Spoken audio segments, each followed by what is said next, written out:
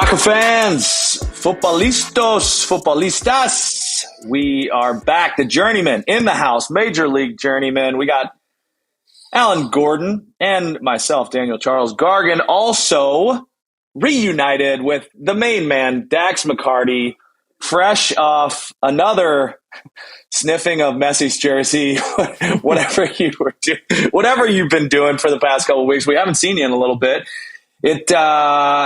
You know what, Dax, we were going to touch on Nashville maybe a little bit early or a little bit later. Why don't we just touch on it now? You guys are in 7th place, right? Not in the spot that we were.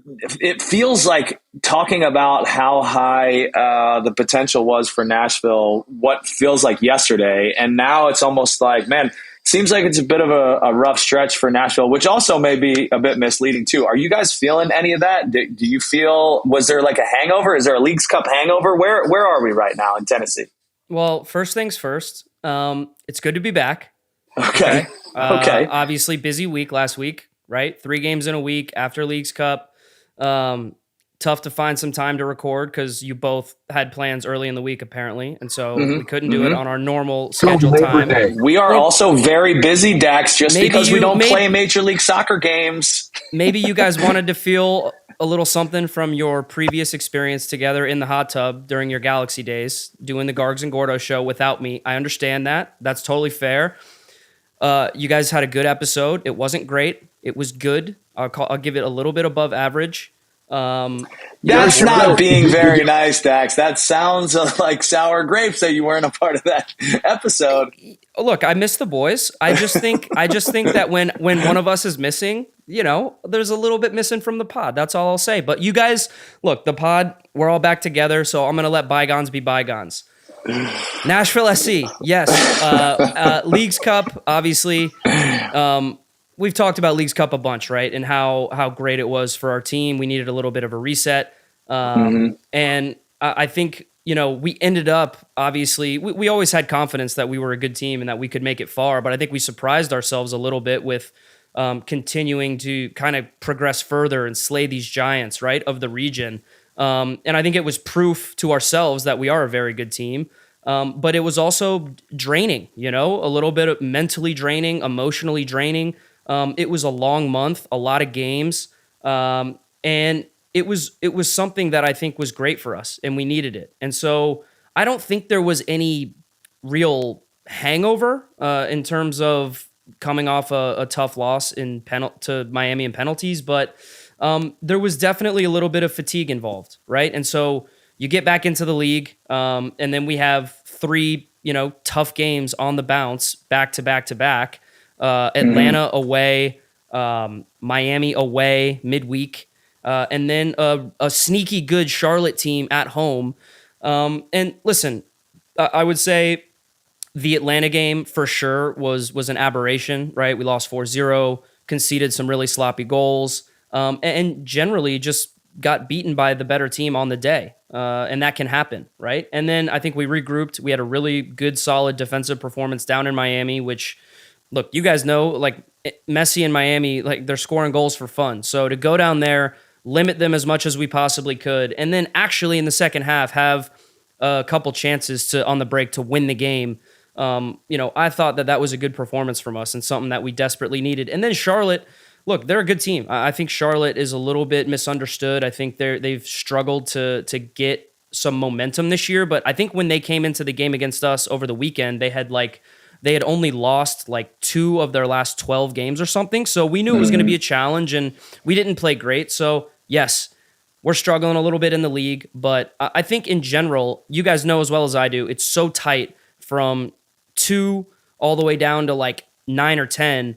A couple good results, a couple bad results can sway things either way. So no, we're not worried. We're not panicking. We know that we have a backloaded schedule with more home games than away games. And so we have a tough road trip coming up. And after that, two of them, right? Kansas City, we have Kansas City San away Jose. and San Jose away. Tough games. Followed no question by about Seattle. Like, tough run through 3 games. No, for sure. But look, we're confident. I think we're going to get some guys back healthy. I just think that we're going to have a good run in us at the end of the season.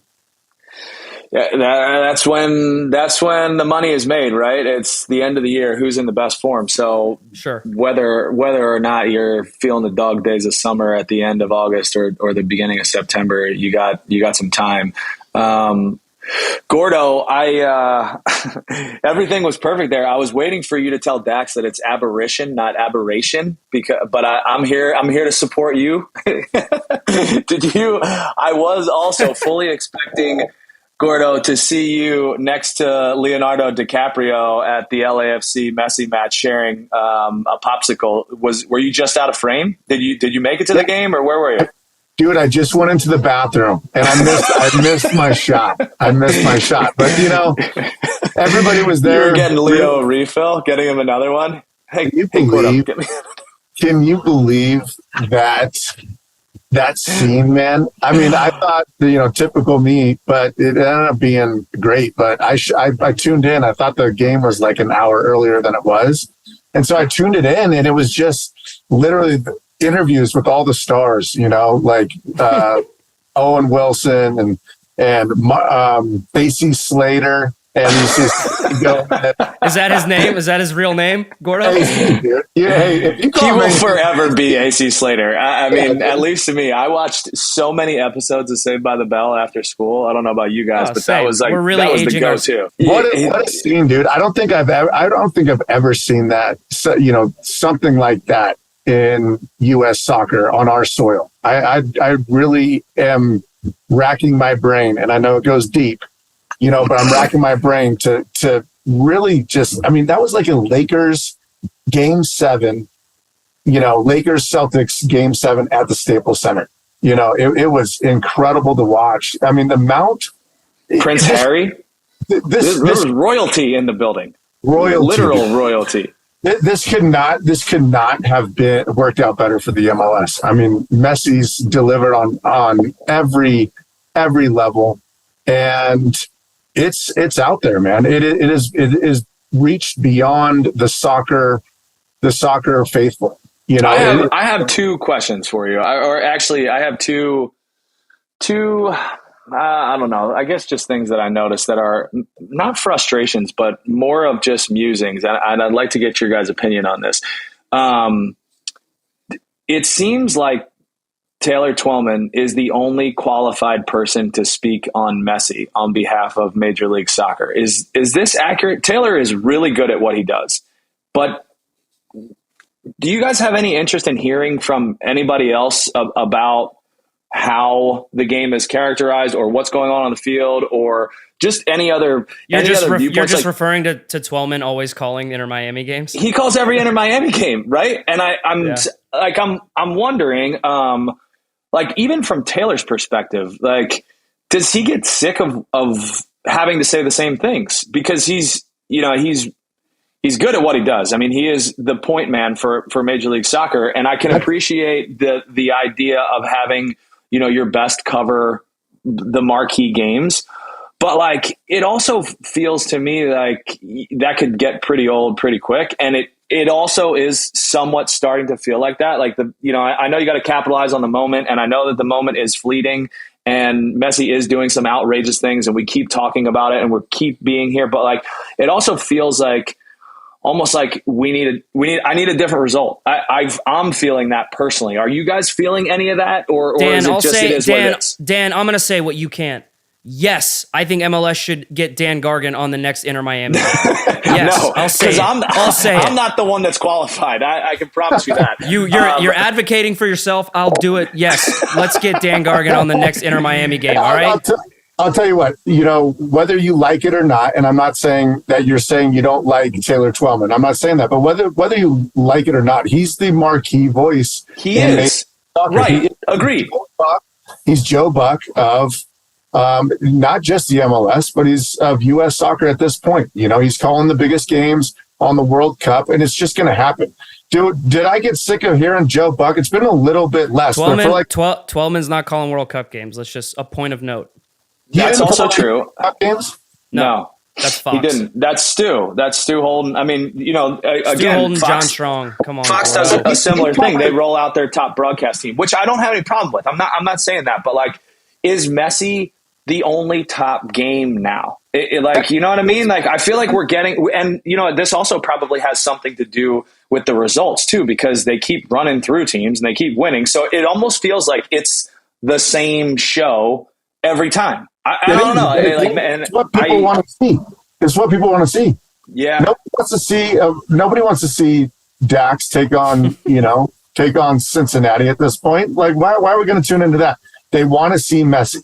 I want to see Dax play because he's my buddy. I was going to say, I want to see, I want to see somebody beat Inter Miami. I do. I genuinely want to see that because I want to see how Messi reacts to that. But I also want to see Dax take on Cincinnati. I want to see, like, similar to what we were talking about, Gordo, on the last pod, like, there are a lot of storylines here in Major League Soccer that are really compelling that almost seem like they are just non-existent right now. Okay, well, this is just like a relationship, dude. You got a great girl. You got a great girl, and she does Break this everything down for me. She does everything for you, man. She's just right by your side. Now we are that girl. We are that girl. Everyone that loves soccer in this country is that girl. The MLS is not concerned with their girlfriend who's going to be there. They're out to get, they're out to get the Instagram model right now, and they're out to expand their viewership. That's what they're doing. They're out to get the hot girl, and they are. They're getting. Gordo lost me a long time ago, but generally speaking, yes, they're gonna ride the golden goose for as long as they possibly can. That's what I'm saying. A lot better than yeah, I get your point, Dan, and of course, I think that like a new voice and new opinions on Inter Miami and on Messi, of course, I think that would be a fresh perspective, and I think that would be nice. But yeah, Twellman, look, Taylor, he's good at his job. He's MLS's number one guy, and I think that they're going to continue to have him on all the biggest games. And right now, it's kind of hard to call any other game as big as an Inter Miami game when Messi keeps doing the things that he's doing. So I don't expect anything to change until maybe when Messi's going to miss the game this weekend that they have, right? He's on international duty, so maybe you'll get someone else calling the game. But until Inter Miami maybe is not in contention for the playoffs anymore, I still think you're going to get them being covered the most. And maybe this is it. I point to Taylor just because I tuned into LAFC and there's Taylor again. And Taylor is also, like we talked about, and like I live, like I know you guys have been around this. Like when you're the focal point to start. So you're who brings the viewer into the game, right? So seeing Taylor it's less about Taylor. This is probably not about Taylor. This is more about feeling like I'm seeing a similar show every single time. And it's not that it's just because we get the storylines of Messi, we get Taylor delivering the call, we get Messi being Messi, who is unbelievable, scores, wins, and it almost doesn't seem like it changes. So like I need the voice is less concerning to me. Yeah, the voice is less concerning. That's what I'm saying. I just need something more compelling to change the script a little bit. Like it is really interesting, but at the same point in time, like I genuinely thought, okay, LAFC's got a shot here. And then their defense was in absolute shambles. They gifted Miami goals. Messi does what Messi does, which is pick out incredible passes and find holes in the field. But it felt like I was just watching a replay of the week before. Well, it's just teams that are playing against them right now seem to be, look, of course, Miami and Messi, they're doing great things, but teams seem to be beating themselves. And what I mean by that is, totally. I missed the first like 30, 40 minutes of the game, but I saw a clip on social media of Denny Bwanga having the ball in the middle of the field with a 3v2 running towards their goal, and Carlos Vela in an ocean of space on the right side of the field for him to be laid into space, for him to come onto that left foot and just smash one into the bottom corner. And Bwanga decided to take the shot on himself, and Kamal Miller makes a great play and blocks the shot. And Carlos Vela has a proper meltdown on the Lost field. His mind. Which was completely justified. True. You guys know me. I'm just a fan. I'm a fan of the game. I'm a fan of players that are amazing players, but I'm also a fan of players that make good decisions. When you break down everything Messi does to a very like granular level. Yes, he's otherworldly talented, but he makes the game easy. He makes simple decisions and he can pull things off at a higher level because he's more talented than everyone else. But he also makes the right soccer decision. The Bouanga thing is not the right soccer decision. The right decision is to pass the ball into space for Carlos Vela to get a shot off. Okay. Well, and I'm just not a fan. More, Dax, hold on. Even it just more pisses me off. To further your point, Messi makes the right decision for almost the exact same play and lays that off for Campana, who finishes and makes it the third goal. And it was identical. Right decision, wrong decision. And guess what? That can change the whole complexion of a game. Well, it did change the whole complexion of the game. If LAFC goes up 1-0 at home with their fans behind them, Inter Miami opens up even more. You leave even more space for Bouanga and Bogusz and Vela to run into. It becomes a very difficult game for Miami. I'm not saying they wouldn't get back into it, but they would be even more open. And so, look, I just that was the difference. Teams seem to just be capitulating and beating themselves and making uncharacteristic mistakes. And quite frankly, that's kind of the Messi factor. That's kind of what he's done. Yeah, him and Busquets and Jordi Alba. I mean, it's a good point. There is a Messi factor because some of the defenders, like Hollingshead, who's been in this league for 100 years, making just uncharacteristic mistakes, leaving guys on side. Same with Aaron Long, like just stuff that you would not expect them to do, and it's happened. And I'm picking on those guys because I watch defenders play and I watch the back lines play, but everyone seems to have been making these kind of just simple mistakes that they're not tracking a runner or not checking their shoulders or just basic stuff. Chiellini, with all of his experience, was making big mistakes too. Chiellini got taken out of the game, right?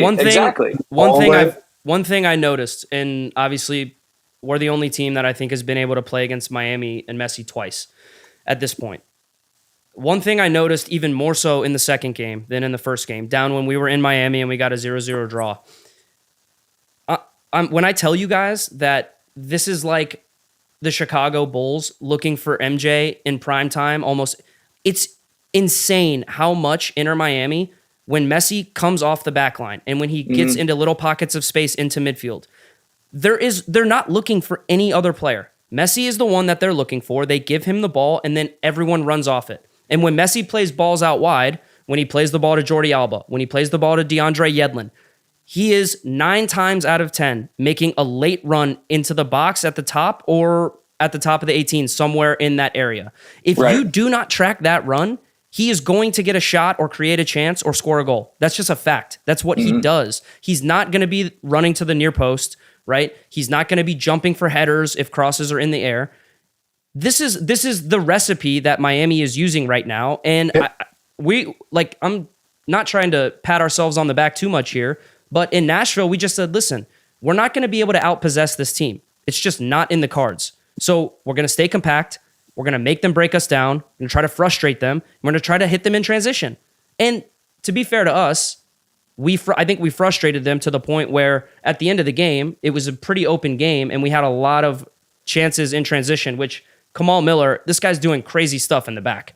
Like last ditch tackles, dribbling the ball like into the box after he wins a tackle. He saved the game on Hani. Didn't Hani have that chance to win the game? That's my point. It's a last-ditch tackle. So, look, it's just remarkable how much Messi, he gives you so much to scout. He gives you so much to look at. But then when you step on the field, that doesn't mean it's going to be easy to stop that, right? And it just seems to me like teams aren't taking advantage of the moments that they get to try to score on this team.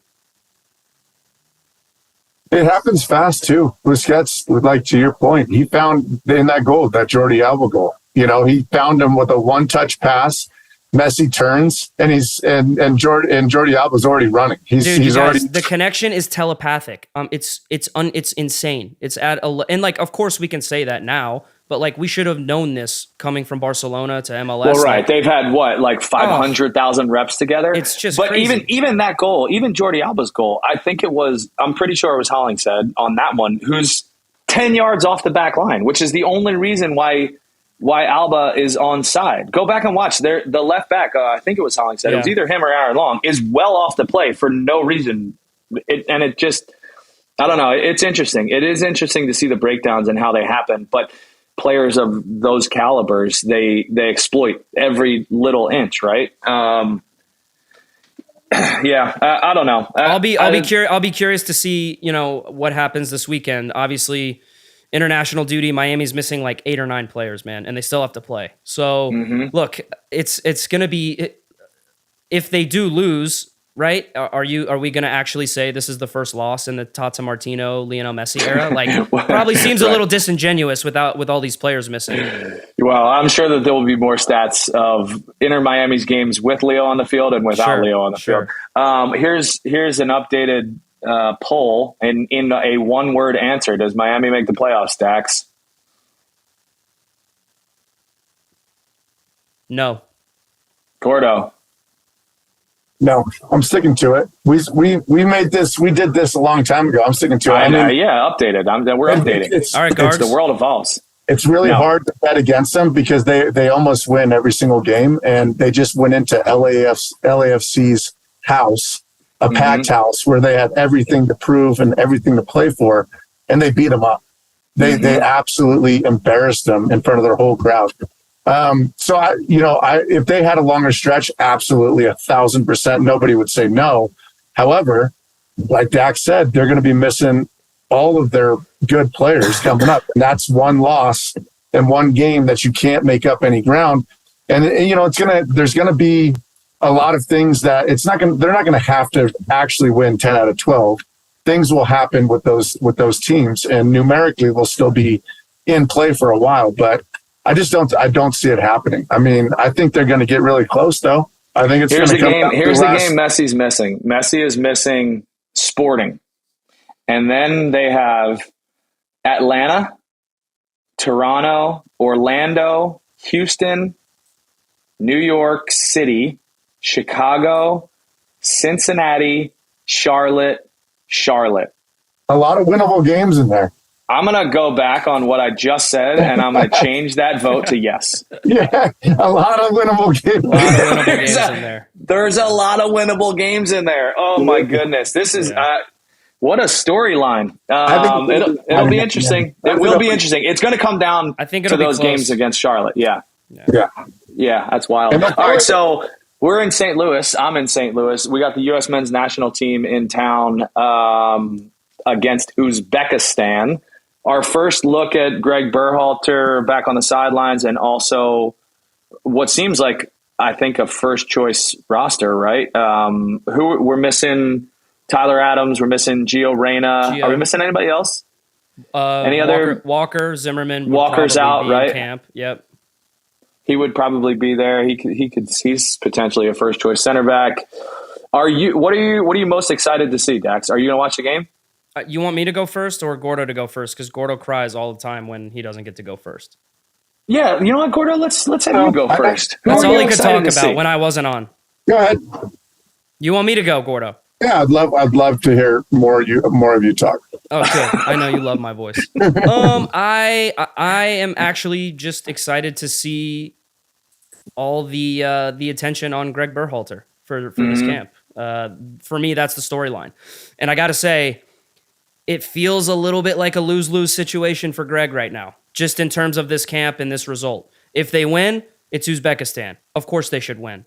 Right. If they tie or lose, oh my God, the world's on fire again. So I'll be very curious to see if Greg makes any tweaks or changes to his very rigid structure that he had in the World Cup. I'll be very curious to see how he uses certain players with no Tyler Adams. I think we saw BJ Callahan and who was the other interim? Hudson. Anthony Hudson. I think we saw them use the midfield in a few different ways that I found really interesting. I really Gio not being there, I think changes that a little bit, but I think you got a valid point. I do, but I also think using Yunus Musa as a 6 was fantastic. I think that it showed he's more than capable of playing that position at a high level, and I'll be very interested to see what the midfield looks like without Gio and without Tyler. But for me, I think the story, along with Greg, is also Balogun.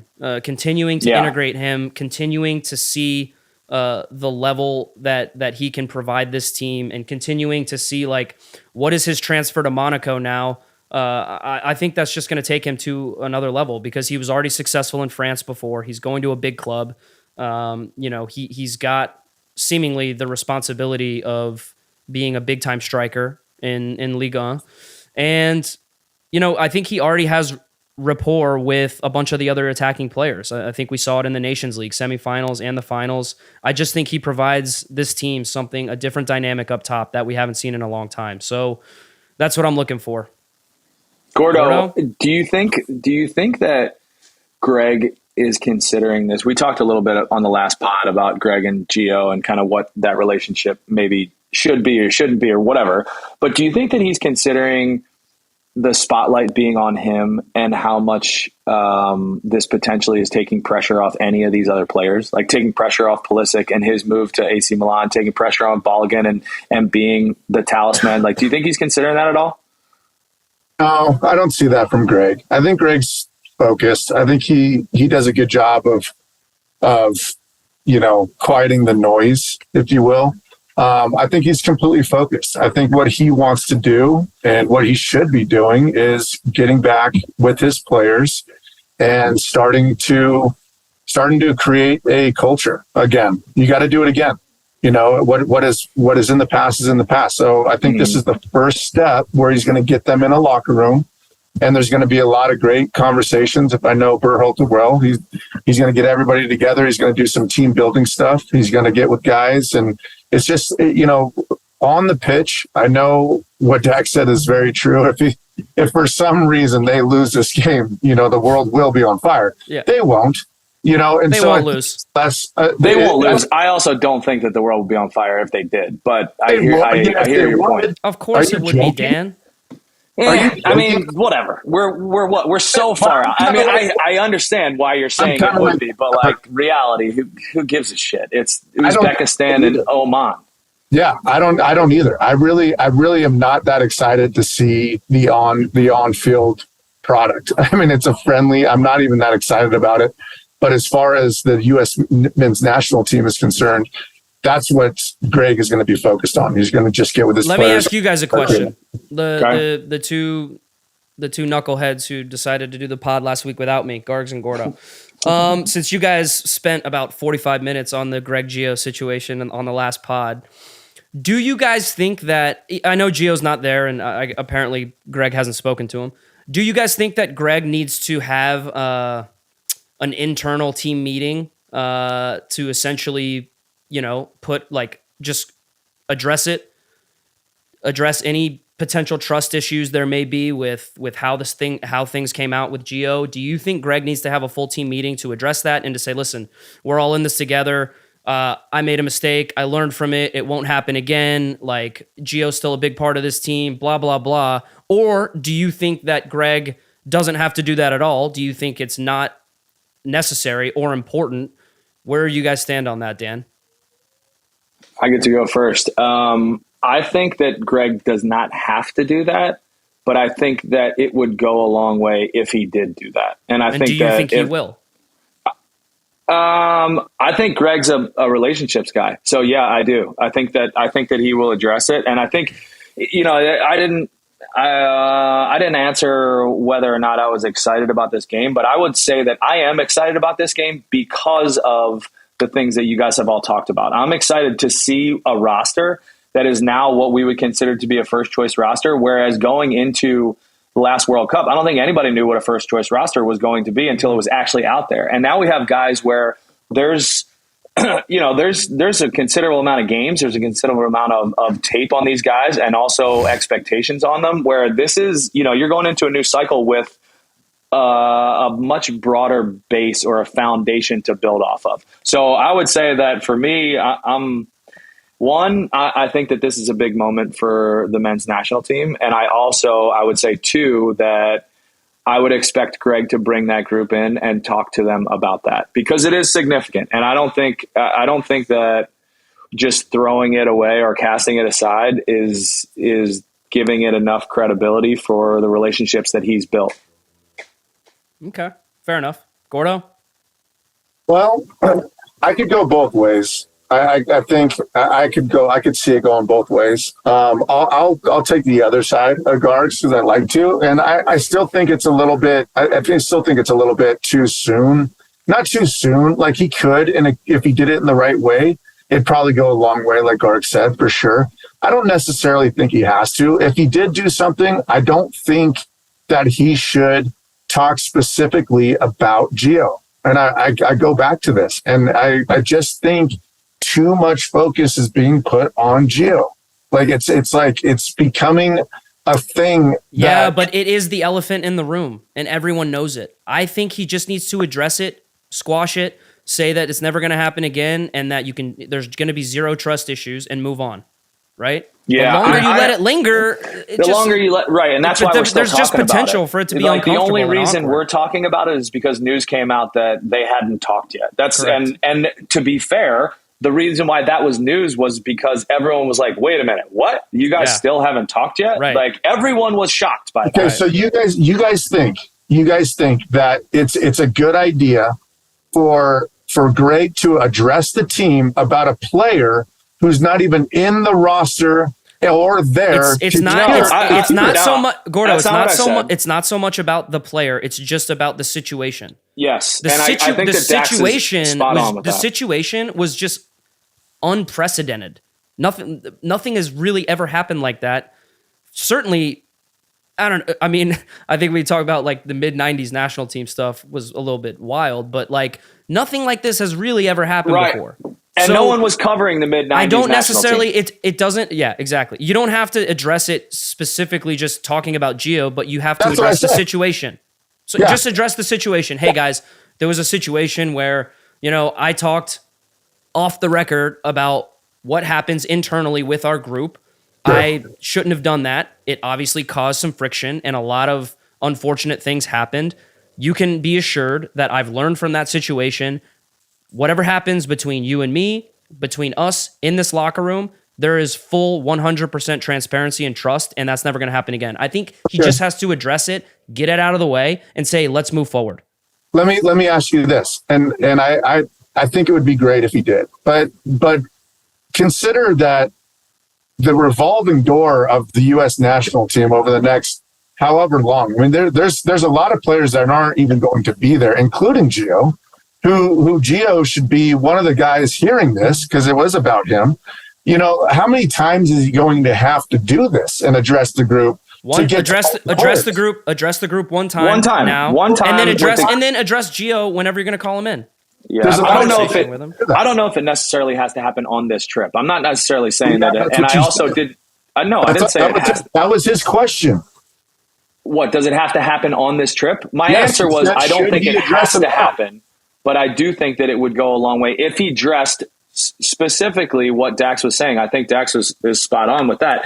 I think the close of the World Cup, the ending of all of it, so all of the drama that surrounded the departure, the finish, the hoopla, the media, all of it should be addressed. And I think that you probably have to do it at a camp where most of your key players are in the room, and that's that. And then you move on. That's it. So I think Gio should be there, though. I agree. I agree with you, Gordo. I also don't think that it necessarily has to be specific to the player. I think it's more of the situation. I don't think it should be.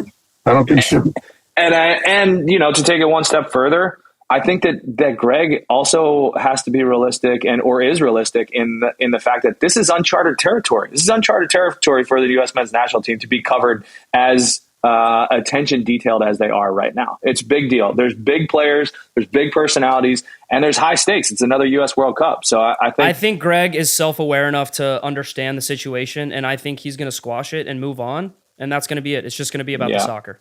Yeah, we just talking to professionals. So talking to professionals, just like me, talking to two professionals right now. So let's talk about when I happen to be right. Dax, if you want to comment on the latest change in Colorado. Actually, Gordo. I said that. Dude, I made myself laugh because I wrote down that and just couldn't wait to hear what your response was. In Colorado, they did let Robin Fraser go, which we have bantered about on in the text of him being kind of the next in line to be potentially on the hot seat. Gordo, you're not shocked. Dax, are you surprised that they made the change? I'm not surprised. No. Okay.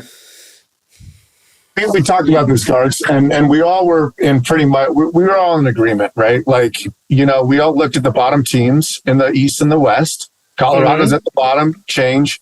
Galaxy's still holding on and going to give. I mean, we all thought that Greg would get a little bit longer of a leash. Portland let go. Hard to fire Vermees. Well, what did I call him before? Like Bill Chuck Vermees or something. Robin Vermees, Colin Vermees, and Wolf's still hanging on, and he should, because he's playing for a playoff spot. Toronto's gone. Inter Miami's made a change. Chicago's made a change. There's a lot of these teams at the bottom that should make changes, and Colorado was no different. I mean, it was just about if they were going to spend the dollars, because usually I recall this a little bit differently, and both of you guys saying that you didn't think that they were going to make the change at this point in the season. They were going to let it ride out. Is that wrong? Maybe I said that. Maybe I don't know. I can't be sure. But what I'll say is that, do I think it's the right move at this point in the season? I guess if you're trying to send a message, sure. I guess if you're trying to reset, sure. Right? It's not going to change where they end up. They're not going to make the playoffs, and clearly they're going to clean house. I think this is what it signifies. And so it's not that surprising. The Rapids, I mean, I've been waiting for them. When we played them in Leagues Cup, I was thinking in my head when we were playing them and when the game was over that this is not a last place team. I think that they are better than what their results have shown. But for some reason, and like you guys know as well as I do, when there's something off in a locker room, and I can't really point to what it could be. Maybe it's player related. Maybe it's vibe related. Maybe it's, training facility related. Whatever it may be, if there's something off, it's just you're in a slog, man, and there's a struggle to get results each and every week. And I kept waiting for Colorado to turn it around and like string together 2 or 3 good results in a row and maybe show some life. And it just hasn't happened for them. And so we all know how this works. If you're going to make a change, it's going to be a coach, right? The coach usually is the first one to go. And let me be the first to say, I don't think Robin Fraser is going to have any shortage of suitors in MLS. I think he will get another MLS job. I guess it's just a question of when and where.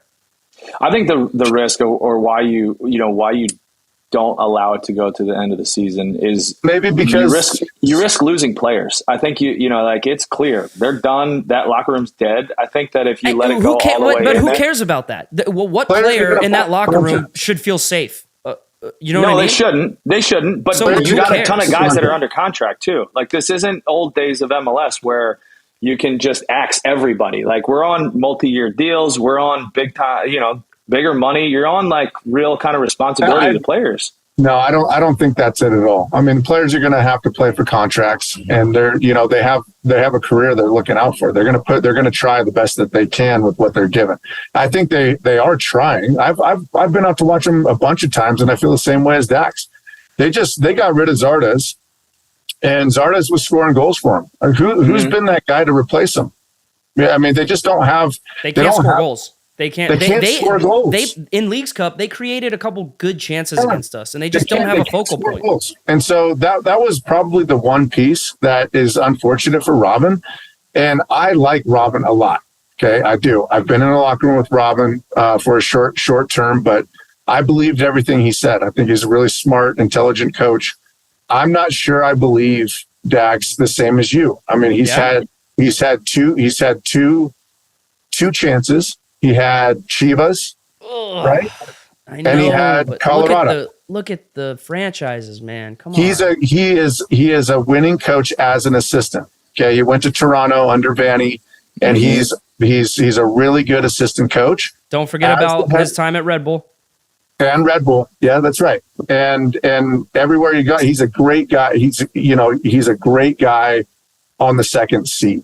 That's a really interesting point, Gordo. Really interesting. Every time he's got, and I don't want to say this about him because I do like him, but I'm just saying if you're these all these teams in the MLS, and hold on, Gordo. I'll push back on that a little bit, because when he took the job with Colorado, his first 2 years, he turned them around and took them to the playoffs. Yep. Now they've been a disaster after that. But I don't think Robin. I hear what you're saying, but at the same point in time, Robin's proven that he can lead a locker room. Okay, but we're just talking about LA Galaxy, where firing Chris Klein because he came out and wrote a letter to the fans saying, "Hey, just let me get into the playoffs," and they threw a fit because that was our standard. We're talking about the Colorado Rapids. They don't have a standard. No. We're not talking about the Rapids. Robin's not going to get rehired with the Rapids. Okay, right? He's going to be vying for a position for all these other teams that have bigger aspirations than just getting into the playoffs. So that's not something that you're going to put on a resume and say, "Hey, I may or may not get your team into the playoffs. What do you think?" That's I agree. But you're also like, there's not a ton of coaches that have taken locker rooms. I don't know. Here's the thing. I think that we're seeing a different space in Major League Soccer right now, which is what I think, pretty sure we talked about the last time we talked about Robin sticking around. You guys had said that the Rapids wouldn't do it because they're cheap, but I don't think that that's the expectation anymore. They are cheap, but they're not in a position where they can just leave coaches hanging around when they're losing 4-3, 5-0, not scoring goals. The old MLS days, you can do that. I also think that there are now positions for some of these coaches and their profiles. Like, getting a team into the playoffs is going to be a lot more valuable than maybe it was in the past. Getting a team like Benny Olsen in Houston, he wasn't great in DC, but he did enough and he did a lot. And now he's flipped and he's in the Open Cup final again with Houston. They're turning the franchise around. Like, there's space. My point is, I think Robin has proven that he can lead a locker room and turn a club around. I know he can. I'm not saying that. And I think there's a big enough revolving door in MLS now. There's 30, how many teams now, Dax? 28, 30, 29? 29. San Diego's the 30th, right? There's a big enough revolving door. He should get a shot. I'm just going to stay quiet so I don't sound dumb because I don't know this answer. I think there's 29. It'll be interesting. I think that Gordo makes a really interesting point about the assistant coach thing.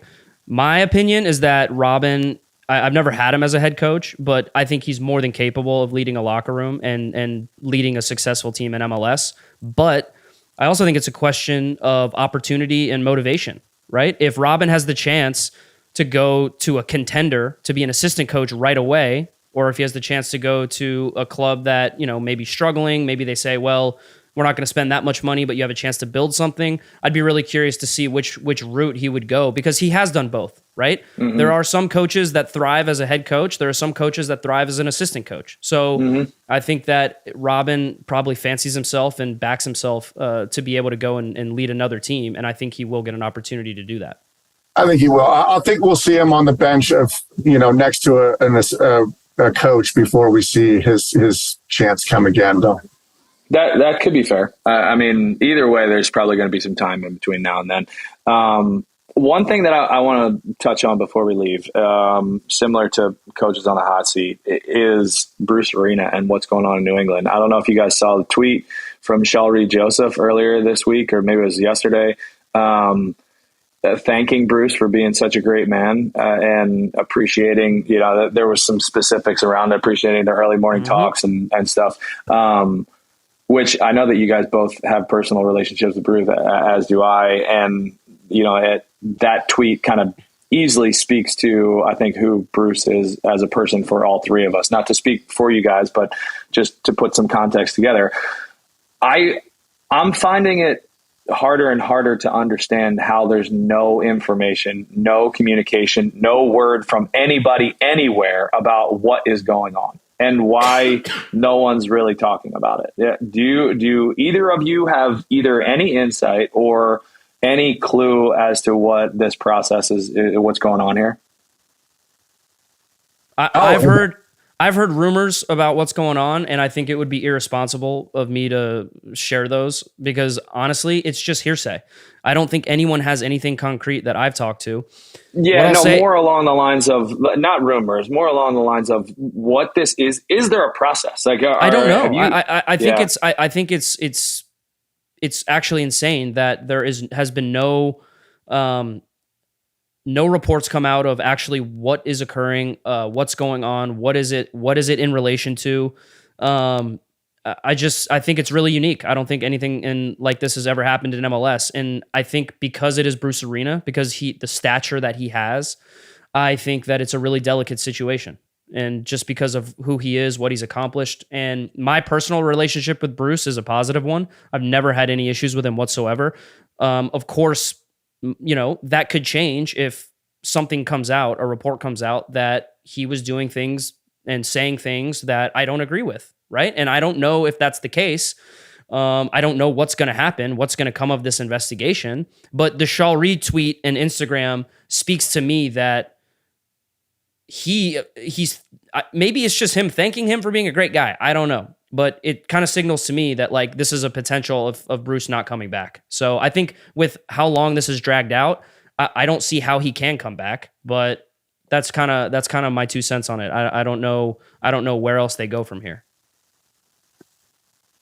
Gordo, I'll dare to go a little bit further than that, and I feel the same way as Dax. I am going to try not to overstep what I don't know anything, and that's frustrating for me. But to Dax's point, I think it is pretty sensitive just because it is Bruce Arena. I think there's probably some what's the word? I think whatever's going on is being handled very carefully. I don't think anybody wants to. I don't know. I don't know. I don't want to speculate. Okay, so here's where I'll go a little bit deeper. We have all been in a locker room with Bruce. Okay. Bruce has his personality in the locker room when he knows the guys, and he jokes around with the guys. Okay. Bruce used to, basically call me a crackhead, but it was in an endearing way. Yeah, in a very endearing way. He wasn't saying I was a crackhead. He was just like, I came out and made some statements on the David Beckham book about how I used drugs when I was in high school. And he'd be like, "You just still doing drugs, Gordon?" And that was our relationship. And I never took offense to it. Okay. But I know that the world is changing. And jokes become very serious very fast. And I don't know if he made a joke. I don't know what he said. But that's the kind of the things that I hear floating around. And I think it's just really common these days to, like we were talking about Reed. Right. From Chicago, right?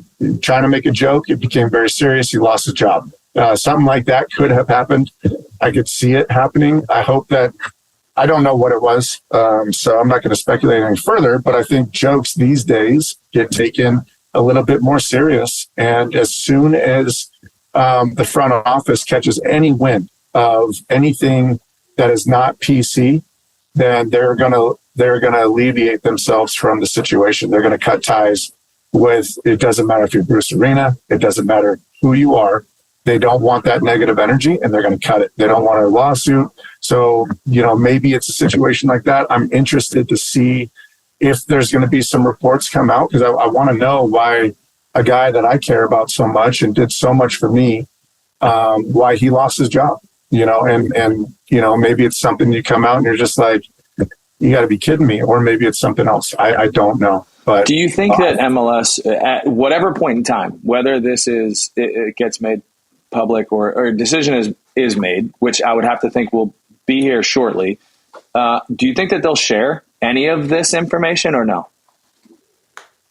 You got to think I don't know. You got to think something's going to slip through the cracks at some point. I don't know how long that's going to take, but something's going to come out at some point. I mean, you can't. I think that whatever happens, any statements made are going to be of the bare minimum. And I'm sure some investigative journalism will be able to provide more context and a little bit more depth of actually what's occurring. But it's a tricky situation, man. It's hard to know what to think. It's hard to know how to navigate it. So obviously, if Bruce did or said something inappropriate, then obviously he's being dealt with in the way that New England sees fit, right? But I think it's, to get back to the tweet and Shaori, I guarantee you Shaori knows what's going on. So if it was something super serious that he shouldn't have said, I don't think that Shaori would have came out and put out a tweet like that. So that could be some... It's hard to know. It's hard to know. That's a good point. That's a good point, Gordo. At least the perception would be that it's not that serious, right? Or that it's something, whether the perception is different or, to your point about being a different world. I don't know. I'm not in a locker room anymore. I haven't been in a locker room for a long time. Dax, you can probably comment on this better than I could. But listen, a locker room is a different place. Like, you're around 20 guys naked all the time. You're not, there's nothing to hide literally at any point in time. So you guys on those Galaxy teams, you guys were naked a lot, and we were naked a lot. All the time. We were naked all the time. But my point is, like, that also kind of filters into conversation as well. Like, you're unfiltered in the best and probably worst ways, but you also are, maybe it's easier to have conversations in the locker room because you can't hide, because you can have genuine discourse, because I feel like people are all coming, you're coming from the same place. You're literally, sitting in a locker room, going out to battle with one another. So whether your viewpoint is similar or not, you can appreciate where your teammate is coming from an origin, the start of that, which is probably, to your point, Gordo, allows a guy like Bruce, the comments that he makes, because the comments between teammates are also identical. It's no different. Like, I would have called you a crackhead too, because that's part of the culture, which, I do think it's interesting finding media or finding individuals comment on locker room culture that haven't been a part of locker room culture, and decide whether or not it's acceptable or unacceptable when they're not a part of it, haven't been a part of it, and to have opinions on things that maybe you're not participating in. Is a locker room still a safe space, Dax, or is it something that tiptoe around a little bit now too? No, I just think times have changed. Honestly, I think times have changed, and I think that locker rooms now are probably a little bit more buttoned up and a little bit more respectful than they were in the past. And that's the best, that's the best way that I can use. There's still jokes fly around left and right, but look, you guys have all played with teammates from Central America, South America, right? The terms that they would use when talking about each other, when talking about teammates, you can't use those terms anymore. Mm-hmm. It's just unacceptable, right? Because it does have a derogatory meaning. And now that I will say that one thing that I think MLS has gotten right is that there's more education on all of these subjects now. There's better communication to what the expectation is when you hold yourself in a locker room, but also when you hold yourself in public, right? So look, it's just different. It's just different than how it used to be. And I think that it's probably changed for the better. But again, right, you have to know who you're talking to. So people that you guys right now, you guys are good friends. If you guys were in a locker room right now and you guys said things to each other that you would never say in public, then obviously you guys wouldn't have any issues because you know each other well. That's just a fact, right? Mm-hmm. So you just have to know your audience. You have to know who you're talking to. And I think that I think locker rooms now and players now are a little bit more self-aware than they've ever been before. Yeah, no, that's a great point. I was thinking as you were talking, just kind of some of the conversations that we would have with Robbie Rogers, being the first openly gay player when he decided that it was time, and being a part of that locker room, and just asking him genuine questions like, "Hey, talk about this. Educate us a little bit."